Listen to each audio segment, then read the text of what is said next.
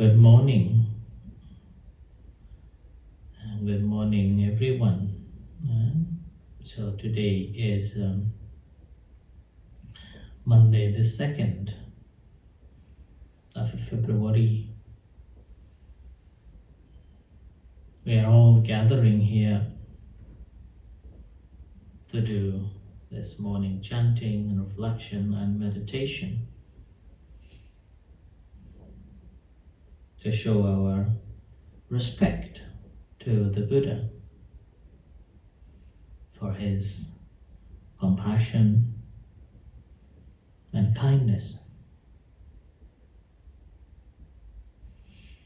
Today is a full moon and very special day, and one of the 4 full moons that normally widely practiced,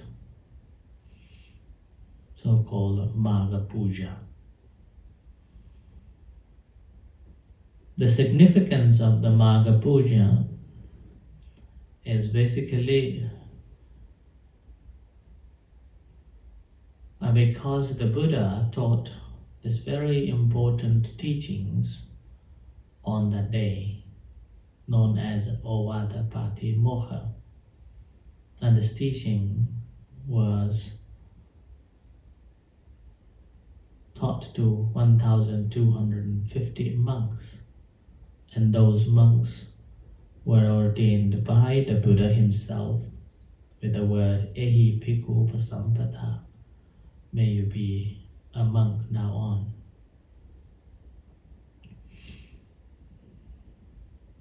And all these bhikkhus ordained and became arhat.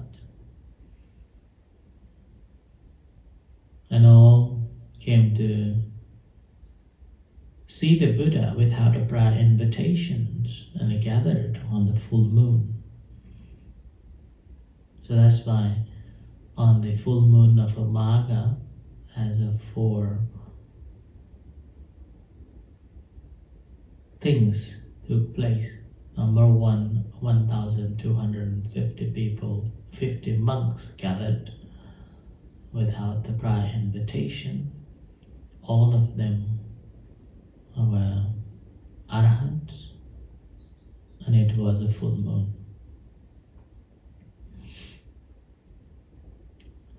And the teachings that the Buddha gave on that day is known as Ovada Patimokkha, which is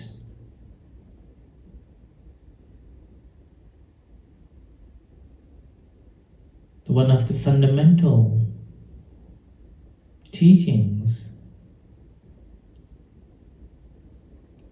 of the Buddha.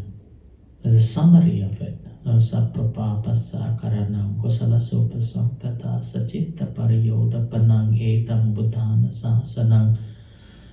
This is the first verse. Second verse, Kanti Paramang Tapoti Tikane Panang Paramang Vadanti Buddhanahi Bapajito Parupakati Savano Hoti Param Vihita Yanto. The second verse. Anupamado Anupaghato Patimoke cha Sangvaro Vattanyuta cha Pattasameng Patnancha Sayanasanang Adichitte cha Ayoko Etang Vadana Sasanang. That's the third one. So these 3 verses are very important. The first verse simply referring that not to do any evil things through the verbal speech, physical speech, and mentally. And second, cultivate good things, wholesome deeds.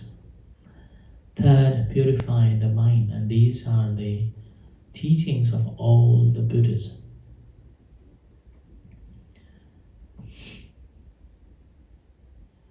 And the second stanza, speaking about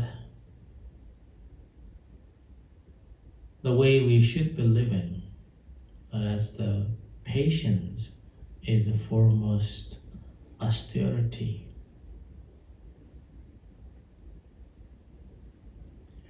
extinction from the extinction, all the defilements is the supreme. And not injure any other people and not molesting other members. So this is how one should be living and harmoniously.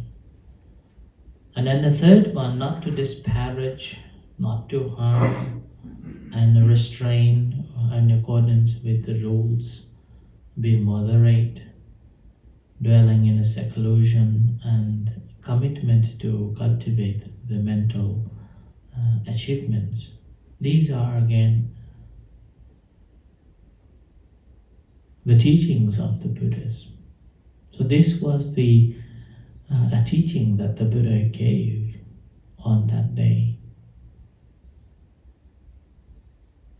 And similarly, after 45 years of dispensations, just before his departure, he announced that in 3 months' time he will be entering to Nibbana, so dying. So he announced, after 3 months I will die.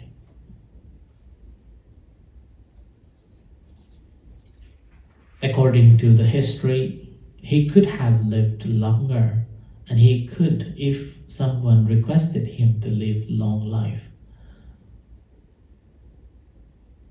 And he did give signals to Venerable Ananda for many times, hoping that Ananda would request him to stay a bit longer.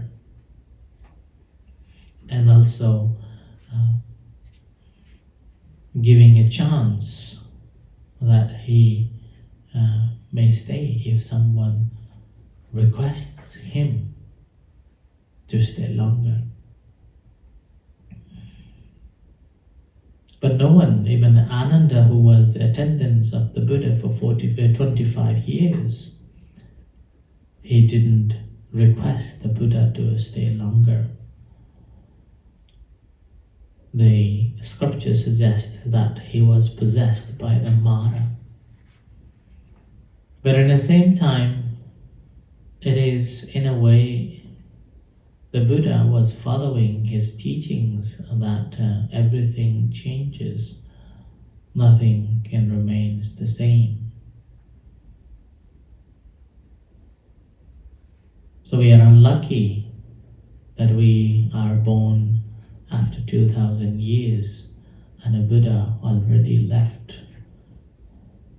Had the Ananda requested the Buddha to stay longer, who knows, he could have lived until now, and we could have the opportunity to meet the Buddha and listen the Dhamma from him.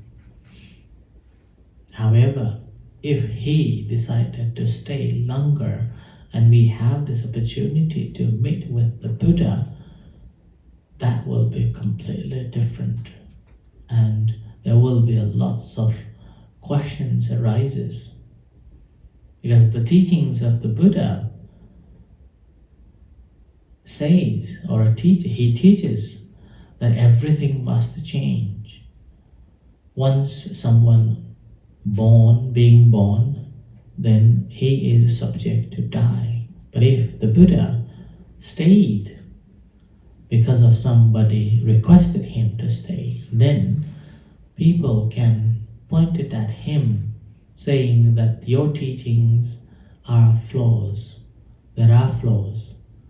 That you taught, or you are teaching that all the phenomena changes and all phenomena that arises and vanishes away. But why it's exception for you? If that is a universal truth, it must be applying to you too.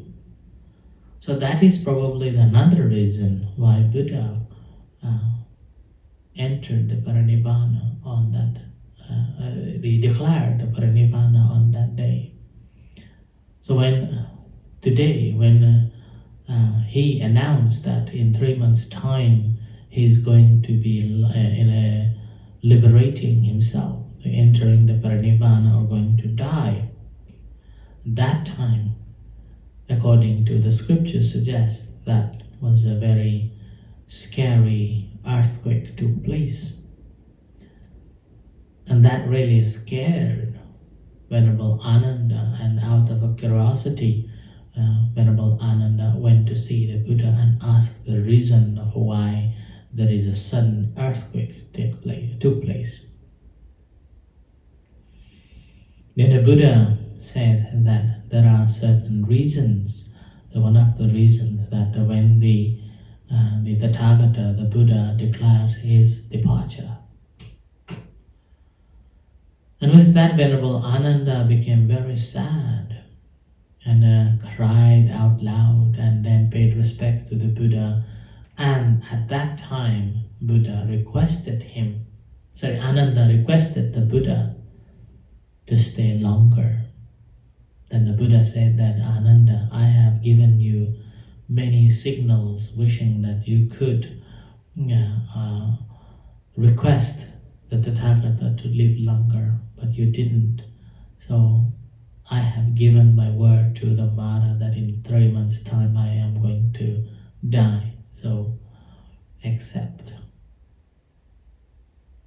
So that's why this Maghapuja, this full moon, has got both the happy memories as well as the sad incidents during the time of the Buddha.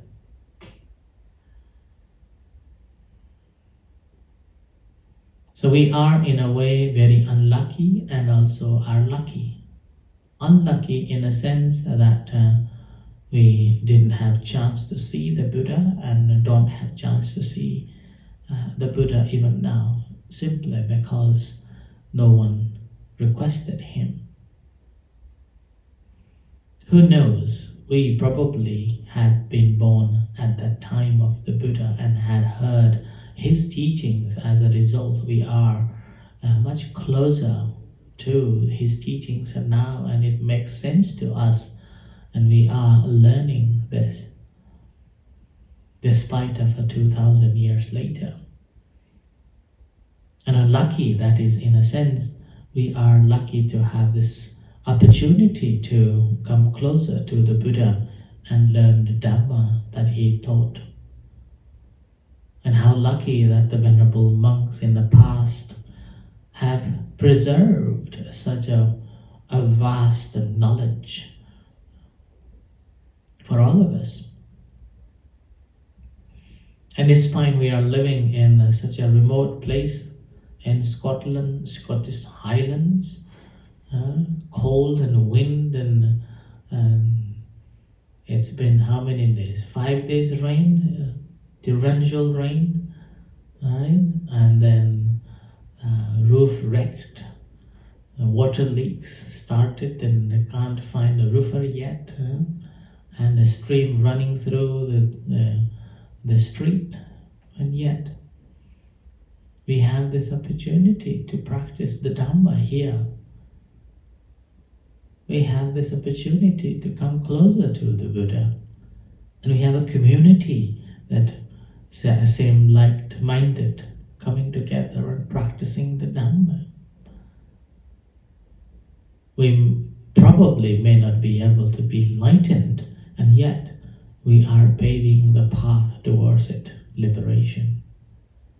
So that's why take this opportunity, reflecting his 3 verses, not to do any evils, do good, purify the mind, patiently working, hoping towards the liberation, hoping towards the attainment of an enlightenment, and not causing any harm to fellow members, not molesting nor disparage or harm, but living in accordance with the disciplines and living moderately, satisfied in what we have, this wonderful, precious time, and dwelling in a secluded So these are the basic practice. If we can practice, then in a way we are becoming a real Buddhist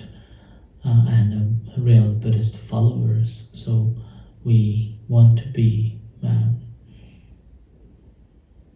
going towards the darkness. We are saved and we are walking towards the liberation. So that's why this full moon is one of the very important days in the Buddhist calendar. And so if you can go to the temple, go and take a refuge. If not, at least in front of the Buddha, or if you don't have any Buddha statues, just think of the Buddha and take the 5 precepts and practicing at least for a day. With that, I believe it will bring good luck more than ever, and also calmness and peace in your heart. So with this reflection today, we are going to do the Dhammacakkappavattana Sutra chanting for the blessings to all of us.